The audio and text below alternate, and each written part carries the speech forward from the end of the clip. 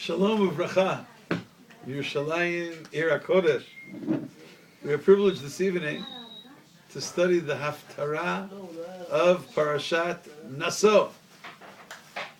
Our Haftarah is taken from the 13th chapter of the book of Judges. Those people who are following with the text in front of them may want to turn to the book of Shofatim, Perek Yud Gimel, and it is the story of one of the most famous personalities in the book of Judges, a personality whose story parallels the teaching in Parshat Naso, the character of Shimshon. Now, Shimshon was a Nazirite. Shimshon was a Nazir, and the laws of Nazir, the laws of Nazirut, are discussed in Parshat Naso. On the most superficial of levels, that's the connection between the parasha and the Haftarah. A major section, a chapter of the parasha, deals with the laws and concepts of a Nazir, and that's the section of study in the Haftarah. Interestingly enough, the story begins not with Shimshon, but rather with his parents. And in the beginning of chapter 13, we read about how Manoa and his wife, unfortunately, were childless. As is well known, there are many stories in Tanakh about great people who struggled with fertility issues. May all the people in the Jewish community and all the communities, may the problems be solved this evening already. Right. All those who are trying so hard to bring children to this world, may they be successful. Sometimes I feel that maybe one of the benefits of so many of these stories, of our great mother Sarah, and our great mother Rivka, and our great mother Rahel, and our great prophetess Hanan. Maybe it's there to help some of these people through difficulties, putting them in a category with some of the greatest women in world history. Manoa and his wife are childless. Her name, the rabbis record her name, although it's not in the text. There's a name mentioned in the book of Chronicles, in the 4th chapter of Chronicles, Hatzlel Poni, chapter 4, verse 3 of Chronicles 1, the Gemara teaches in Bava Batra that her name was Hatzlel Poni, and discusses the significance of knowing the name of Manoach's wife. You can study in Bava Batra if you're interested. The story is told in the 13th chapter, how an angel of God appears to Hatzlel Poni, appears to the wife of Manoa, and tells her that she indeed will become pregnant. Indeed, she and her husband are going to conceive, or they're going to have a child. But there's going to be a very specific series of requirements and restrictions for this particular child. This child is to follow the regiment of a Nazir. He will be a Nazir. From birth, he will be Kinizir Elokim Yehanam and Habata. This prophecy was told, this vision, this knowledge that in the future they will have a child was told to Mrs. Manoa, and she immediately goes and she shares the good news with her husband. She shares the good news with her husband. That's what's told. And she says, the man of God, she thought it was a prophet. We came and told us this message that we're going to be having a child. And then Manoah prays to God and says, please God, could you please send back this great, divine messenger, because I guess he wanted to hear it. We don't know exactly what to do with this child. Maybe there are other instructions. And once again, it says that God heard the prayer of Manoah, and once again the angel appears to Mrs. Manoah, the Hatzlel Poni. And when the angel comes to her, she's so, wait, no, I want to call my husband, and she runs. It says, Batamaher, I'm reading sentence 10 of chapter 3. Batamaher, Batara, she runs, and he comes running.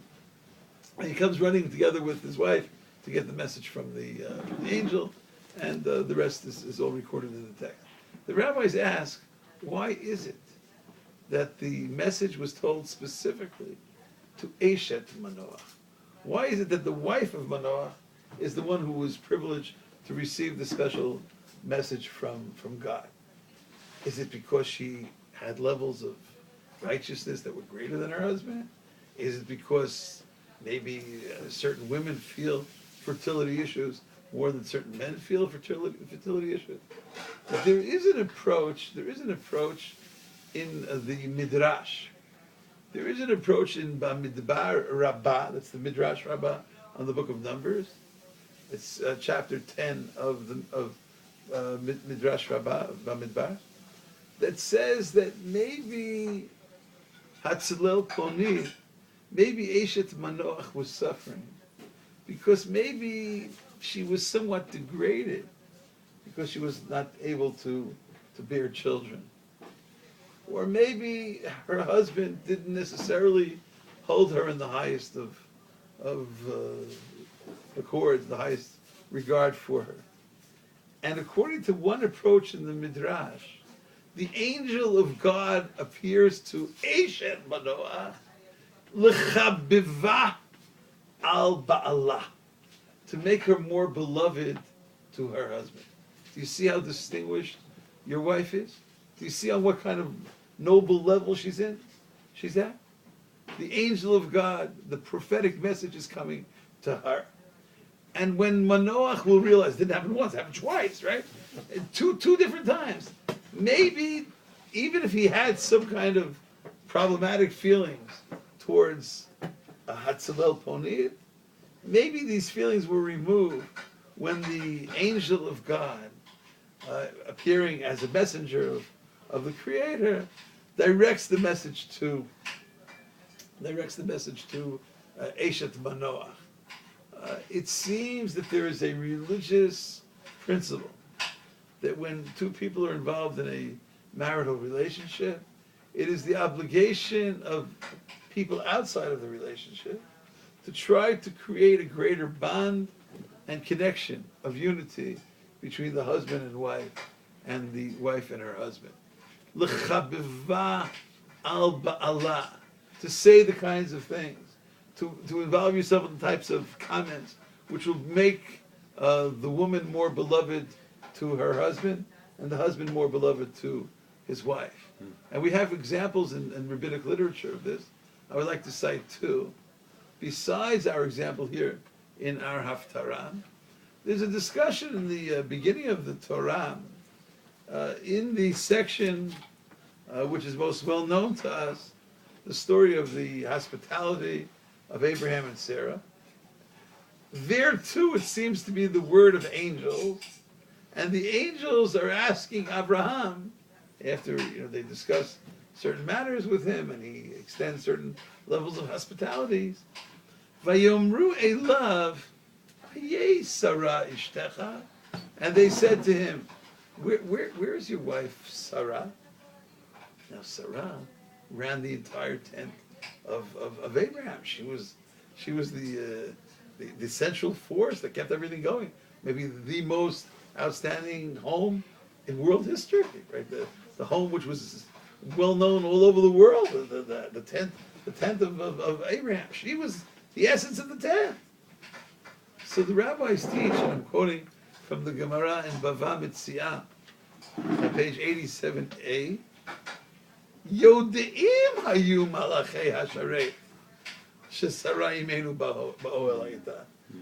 They knew that she was in the tent. They ask Abraham, "Ayei Sarah ishtach? Where is Sarah?" Oh, Vayomer hinei ba'oel. Oh, she's in the tent. Means that she's in charge. She's modest, and she's in charge of the tent, and she's the one who was at home taking care of all the needs of the home. They weren't asking for informational purposes. They were asking because by mentioning the fact of having Abraham recognize the fact that she's Ba'oel, this would bring a greater level of bond between Abraham and Sarah. In the language of the Gemara, Yodeim hayu malachei hasharet shesara imenu ba'oel hayita. They knew where she was. Elamai ba'oel Kidei lechabiva, the same language that's used in the Midrash about our text.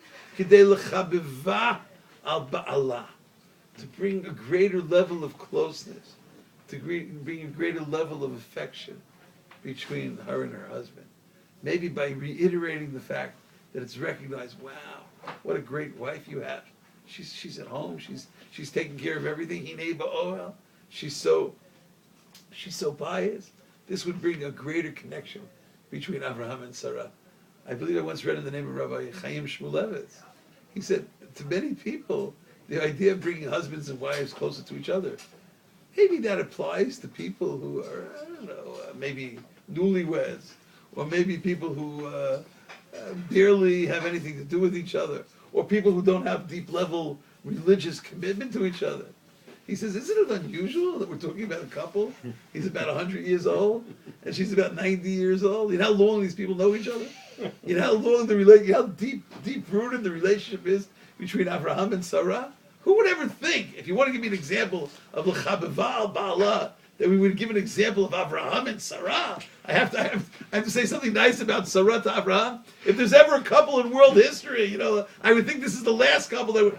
And he said, I think brilliantly, he says, no matter how old the husband is, and how old the wife is, no matter how many years, there's this constant concept of l'chabiva al ba'ala, to say the kinds of things, to make the kinds of comments, to praise the wife in the eyes of her husband, or to imply words of praise to the wife in front of her husband, to bring the husband and wife ever so much closer together. Interestingly enough, the phrase is used in both cases, and in both cases we're talking about fertility issues.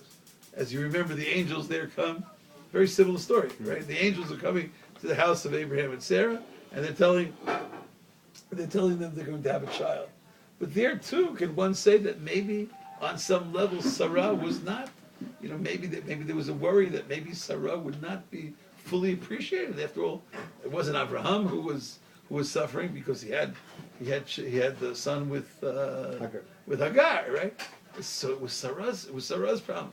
So maybe to compensate and to make sure l'chabiva al ba'ala, they asked the kinds of questions which would bring greater closeness and affection between husband and wife. And there's even a statement in the Talmud, although not followed in halakha. The Gemara itself says that this is not normative halachic practice. I'm reading from Ketuvot 17a. The rabbis teach that according to one school of thought, you're not supposed to stare at women. I mean, everybody knows that, right? You're not supposed to look in an extended way at someone else's wife. There's a teaching here in the Talmud that maybe for the first week of marriage, it was permitted for men to look, to stare at the face of the bride. For what purpose? Kidei l'chabiva al ba'ala. That maybe, I'll read the Gemara. Amar Rabbi Shmuel bar Nachmani Amar Rabbi Yonathan mutar lihistakel b'fnei kala.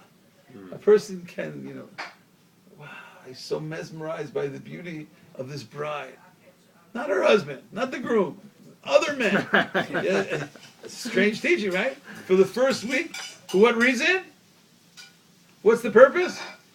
Emulate. Kidei l'chabiva al ba'ala. Kidei l'chabiva al ba'ala. The same kind of notion. What does it mean? For the purpose of bringing a greater level of closeness between the husband and wife. Rashi explains in Ketuvot, Kisheroeh, when the groom will see, everybody's looking at my wife's face. Now he knows that his wife's face is beautiful, right? But Kisheroeh, Hakol Mistakalim Ba, when he sees that everybody's looking at his wife, it says here face, right? Everybody's looking at his wife's face. Nichnas Yofya Belibo. He has a greater level of appreciation of his wife's beauty. The Gemara teaches, and I don't want anyone to walk away with an incorrect understanding of Talmudic law. It says in the Talmud, the next words, "Velet hilchita kivateh." This is not. That is not the halachic. That's not what you're supposed to do. But there is such a principle. Right? The principle is the chabeva al ba'ala. May the story of Manoa and Hatzlel Ponit. May the story of Abraham and Sarah. May the story of all the hatanim and all the kalot in the world. May we learn. Maybe if you want to be on an angelic level, maybe some people are trying to be angels in some aspect. You know what angels do?